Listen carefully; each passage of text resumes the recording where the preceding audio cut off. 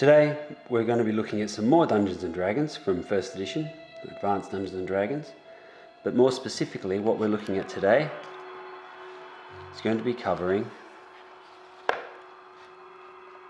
some spells, spellcasting, and a little bit about magic in AD&D.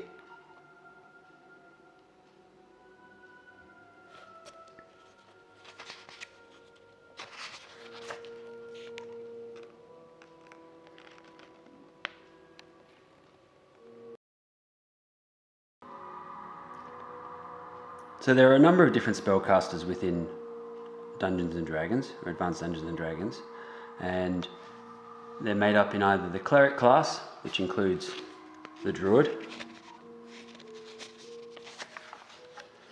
and the Magic User class, which also includes the Illusionist.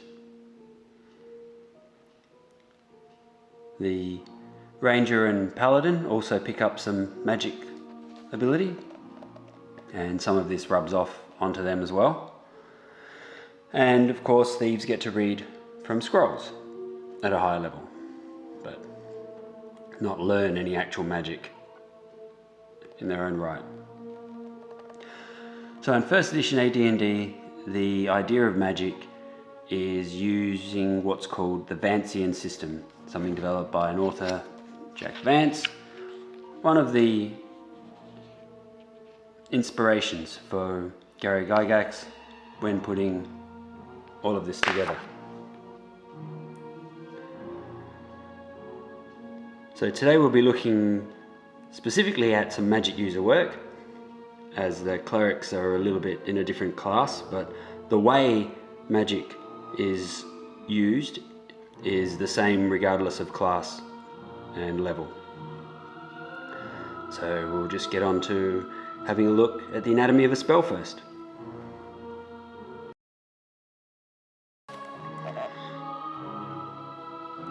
First, spells are made up of different levels, which are not related to the levels of the character.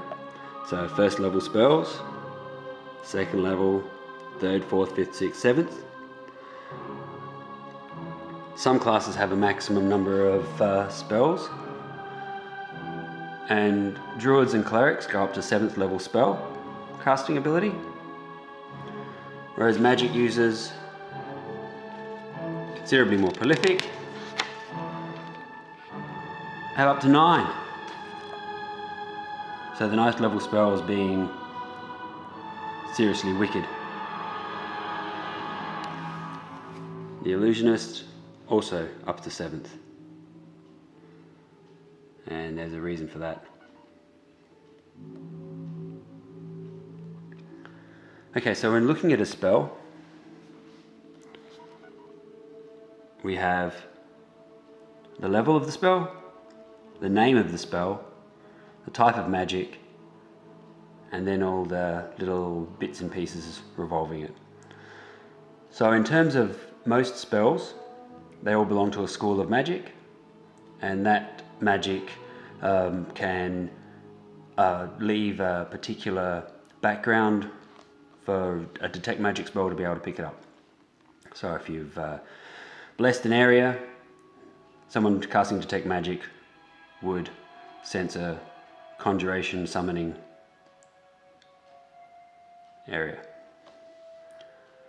Command is enchantment and charm, and some creatures have a tolerance to specific types of schools. So elves, for instance, against all enchantment and charm magic, have a percentage chance of magic resistance, and so on.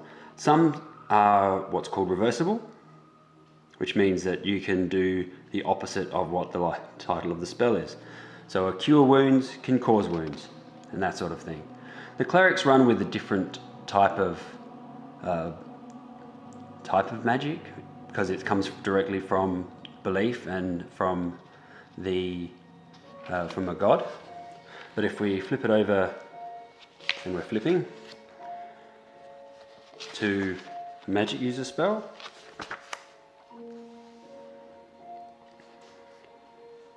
they are more specific about what they do.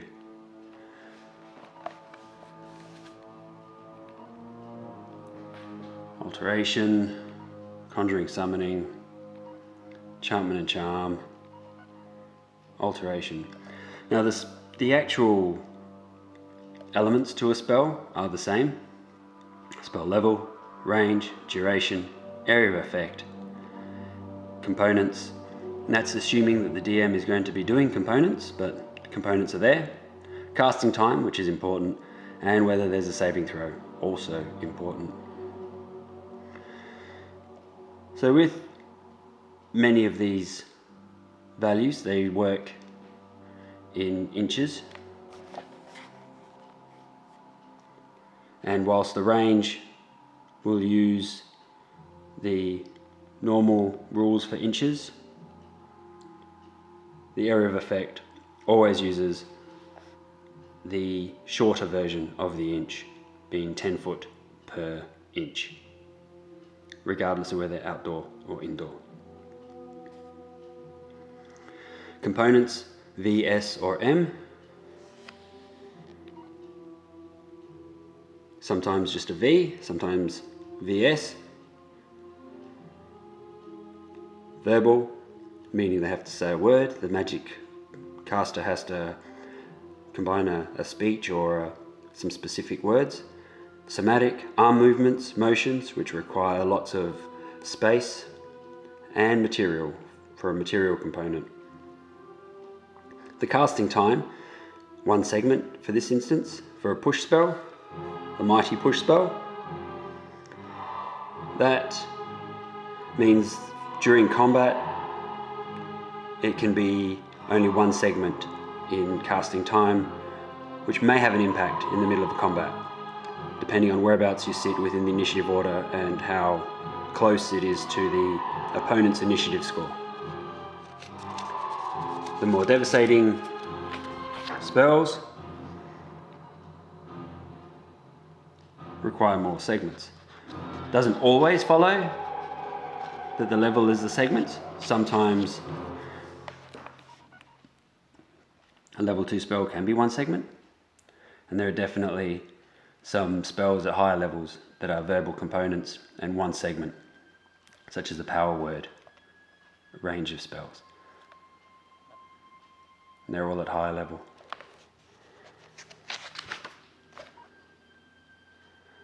But generally, once you start to get to the 3 segment level, you're starting to move into dangerous territory in trying to use these spells during combat. So it's time to think about how spells work from the beginning.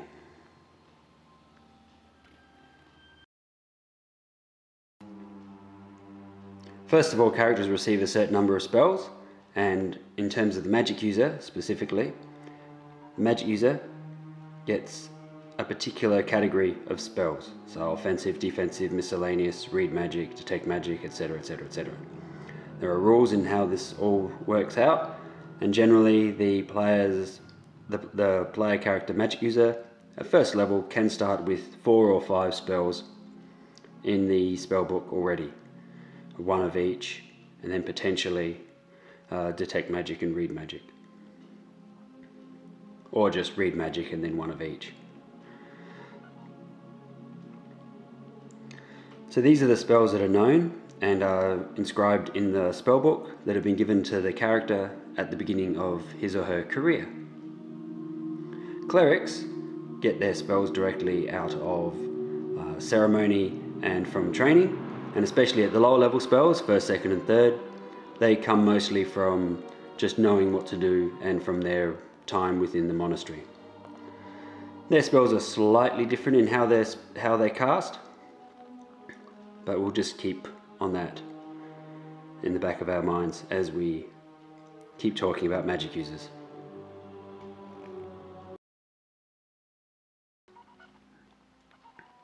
So once cast, the spell power is gone, the prepared spell is gone, and this is pretty much what happens here. So the character has to have at least so many hours of rest, depending on the type of spells that are trying to be recovered, and then 15 minutes per spell level, rememorizing the particular spell.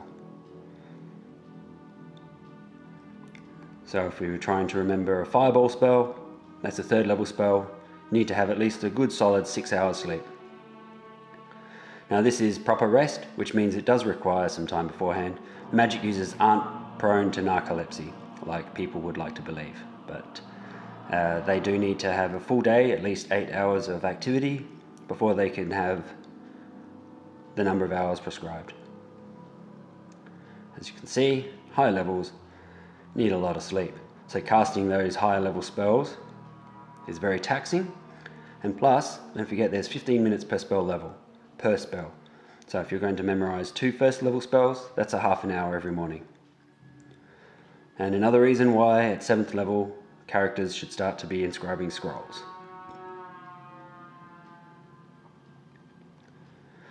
Now let's have a look at the type of magic that we're looking at here.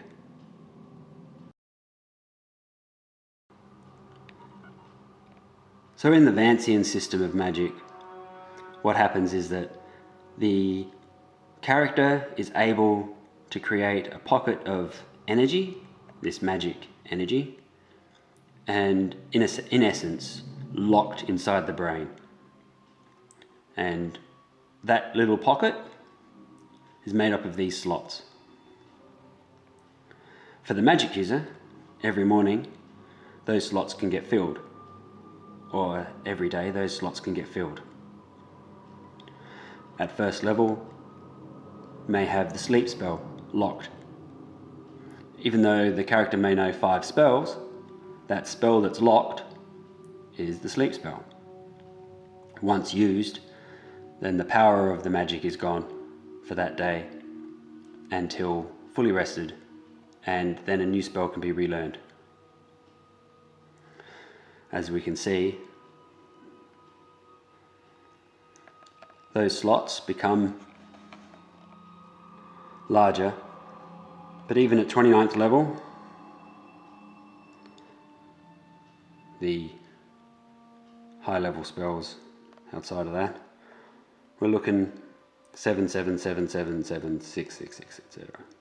So scrolls and magical items imbued with, or items imbued with magic, simulating spells, is the way to go for most magic users, so that they can use them when they need to. It doesn't take up a slot, and they still get to do the spell prep and put it all together.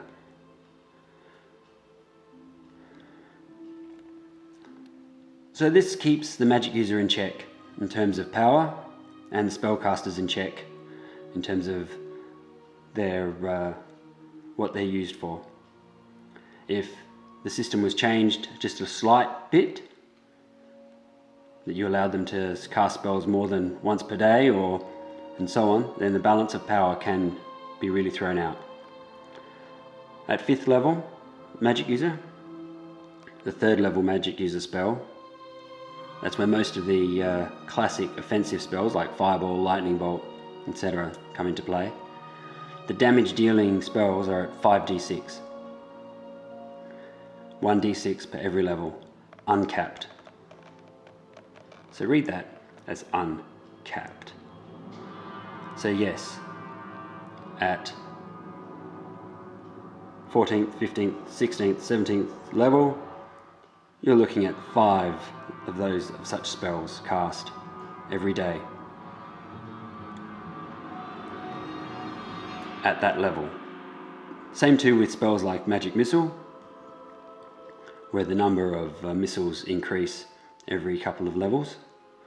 1, 3, 5, 7, 9, 11, 13, 15, etc., etc. Totally uncapped. And at higher levels, a magic user can become very, very powerful. And at 7th level of character level, the ability to create scrolls and parchment which hold the magic spells. And this is where the number of spells they might own seriously exceed the number of spells they can cast, being at 7th level 4, 3, 2, 1, but they can have any number of scrolls as long as all the material components for the scroll are established.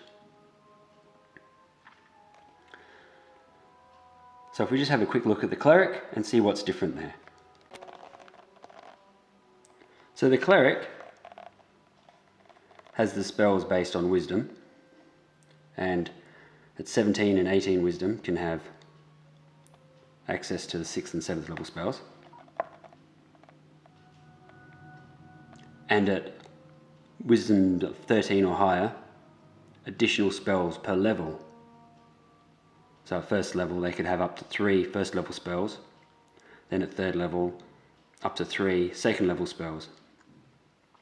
These are spells that are given through divine energy to the cleric.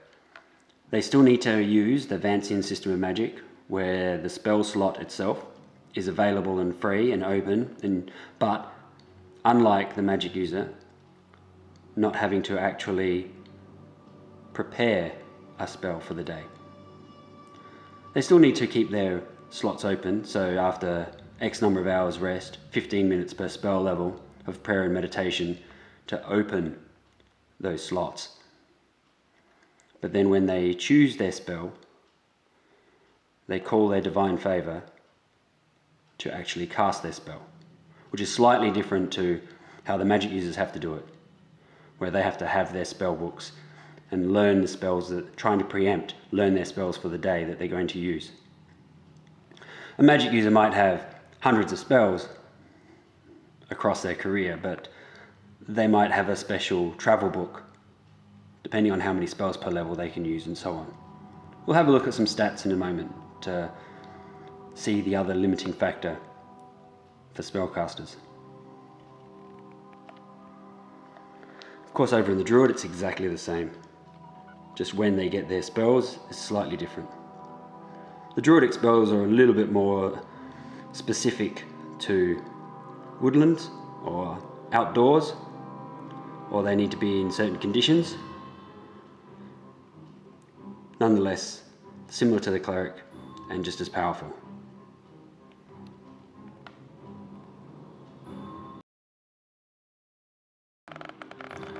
One of the ways of balancing power and keeping the magic user in check is by limiting the number of spells per level, or by the intelligence,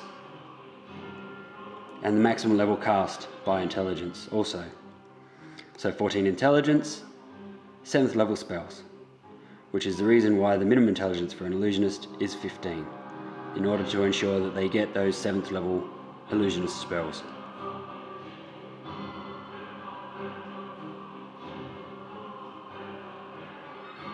This is a chart that brings in a lot of contention, and how it's handled is entirely up to the DM, if handled. But specifically, a minimum number of spells per level and a maximum number of spells per level.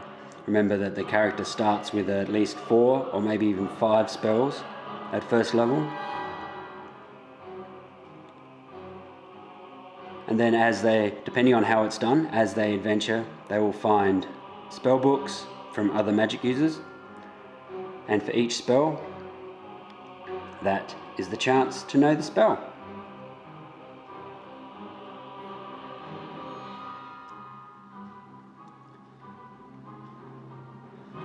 For the cleric, the only limiting factor is at 6th level spells require 17 wisdom, and 7th level spells require 18 wisdom. And aside from that, bonus spells, and for the seriously inhibited, chance of failure.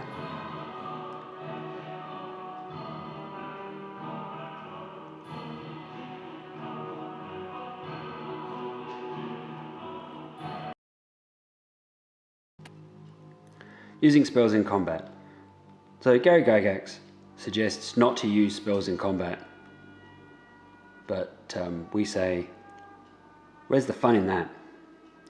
Especially with some of these shoot sort of spells, like this one, Magic Missile, always a popular one, especially for higher levels, and sleep spells, which are always quite nice because they affect a large number of people. They're one segment spells. So how does a one segment spell work? Let's go back to some initiative. the green die is the magic user casting a spell. So all the players and the monsters. So in the declaration phase, the magic user says, I cast magic missile. Let's assume the magic user is a 5th level spellcaster. So magic missile, they're going to end up firing off 3 magic missiles into an opponent at 1d4 plus 1 per missile, for a total of 3d4 plus 3. Remember, this is uncapped and keeps going up. So here we go. The green being the party. So in this instance, the party have won, and there's a massive gap between when the opponents move and when the player moves.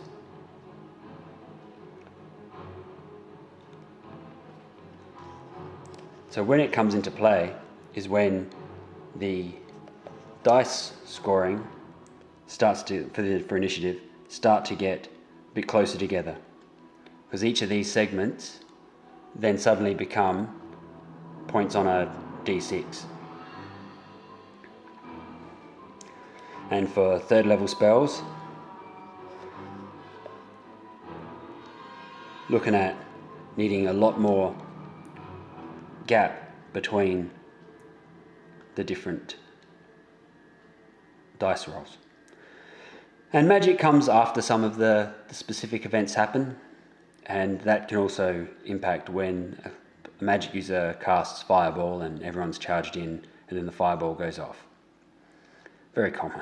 More common than one would realise. Oh, if I'd have known that, I would have cast this instead. And then there's a lot of backtracking and working out things. So try and understand your spells if you're the magic user and what they can do. Just a little bit of understanding of, okay, no saving throw, 1 segment, make some notes. D4 plus 1, 1 extra one for 2 additional levels, and so on. 4 at 7th level, etc. We love that. So you're looking at a lot of spells at 15th level. What's that? 8 at 15th level.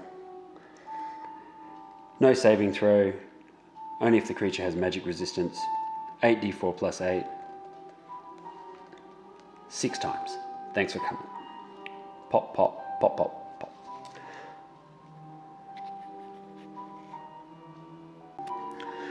So a little bit of a head mess time while we were talking about initiative. In terms of when there's a tie of results, well, that's when what we're looking at is the speed of the spell being in segments, hopefully. Remember, the number of segments per round. We've got 10 segments in a round. So for spell casting of a round, then that's the whole round. And of course, any interruption during that time, the spell gets lost. Always important. And you lose your slot and that spell for the day. So on an even or simultaneous combat, we refer to this beautiful chart back here. Do you remember speed factor?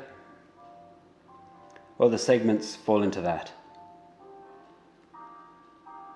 And this is where that 1 in 6 chance, the spellcaster with a 3rd level spell has more of a chance of it going off.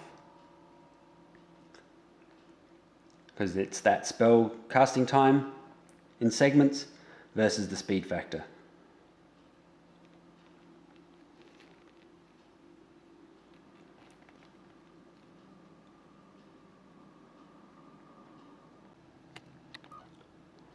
Now we'll look at the unfortunate side of combat, and those are the times when the players lose initiative. So, with the spellcaster already having been declared, I am going to cast Magic Missile, and then initiative is rolled, and all the other characters have declared their bits and pieces and so on. And in this instance, the bad guys get to go first. Well, the opposing party. We'll call them bad guys. Bad guys get to go first. Any attacks against the magic user that successfully hit, any spells that are cast where the magic user fails a save, they will disrupt the spell currently in progress. Which can be annoying, because obviously if you've got a couple of spells, you only got a few spells to go in a day, and this is part of the reason why Mr. Gygax insists that spellcasting during melee is not always the best option, preferring scrolls and magical items and so on. But as we said, if you've got a well-protected magic user, it's like the quarterback in the back of the party huddle, then if you're lucky enough, a spell can be fired off. So the spell itself goes off at the end of pretty much everything. So we'll cover that in a few moments. So the casting time will happen and everything else, and then the spell, there's a bit of a delay and the spell goes off.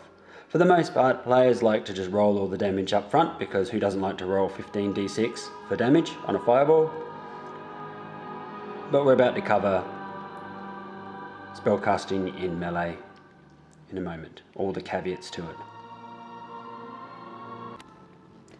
Okay, so we've got some caveats to spellcasting in melee.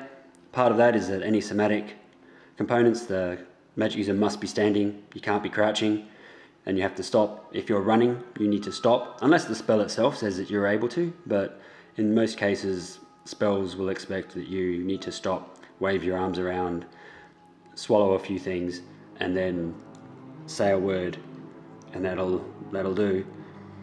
But if we look at some of these options here, or some of these points of order here, you get no dexterity bonuses, which is why braces of defense are good.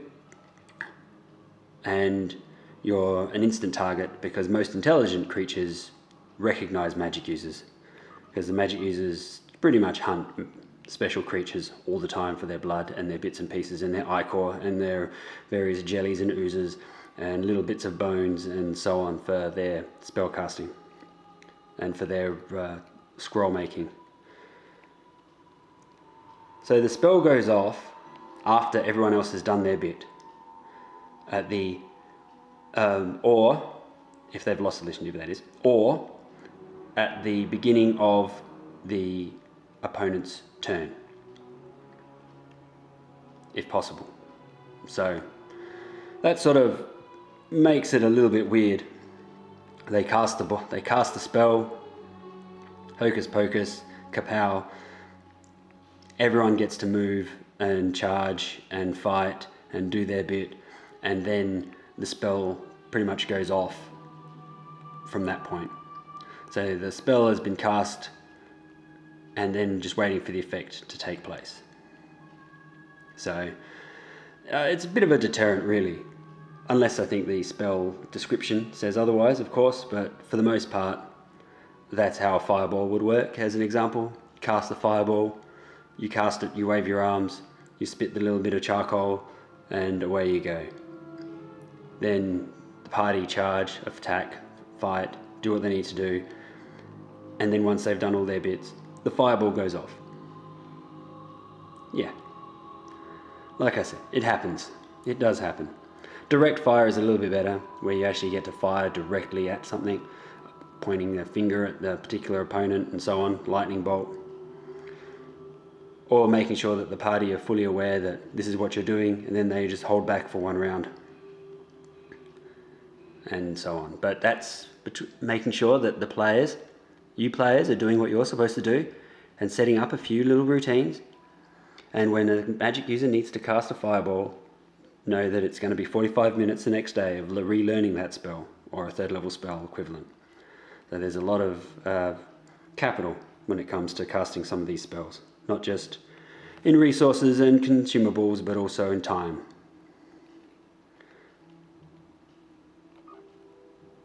Clerical spells are exactly the same. They generally have a longer casting time because they're more ceremonial based, especially things like Cure Light Wounds. That doesn't happen instantaneously, and so on. Most of the spell descriptions and explanations of spells are all about magic users, but clerics have a similar sort of thing.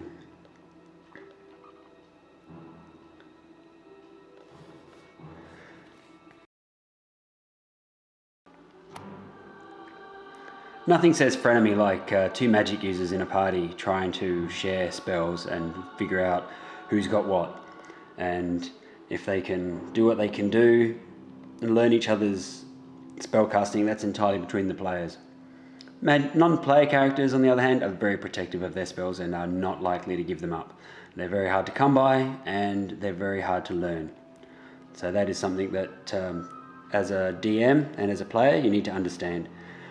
Depending on how the DM wants to run acquiring these spells, and we're talking magic users, they have to find them in scrolls, in books, and then learn them using that chart that we saw under the intelligence, and then they're able to write that spell into the book. If they have the right first level spell, then they can potentially write across a higher level spell that they don't know right now, and then when they are at the level, use that. So there is a reason for some of these other spells to be used, but of course they take up slots. So it's something to keep in mind. If you pick up a scroll, most scrolls start at about 6th level casting, then you'll pick up a scroll and learn it across. You can write it over into your books and so on. So then it destroys that scroll, but you do have to make your check. The contentious point comes with how often you make a check. There's a school of thought about per level. Every time you raise a level, if you fail the check, you can try again, or once only your intelligence has changed. If your intelligence goes up a point, which happens as you get older. That's a point to remember as well. So finding spells is important, and greedily chugging through all of the books that you find for new spells is of course key.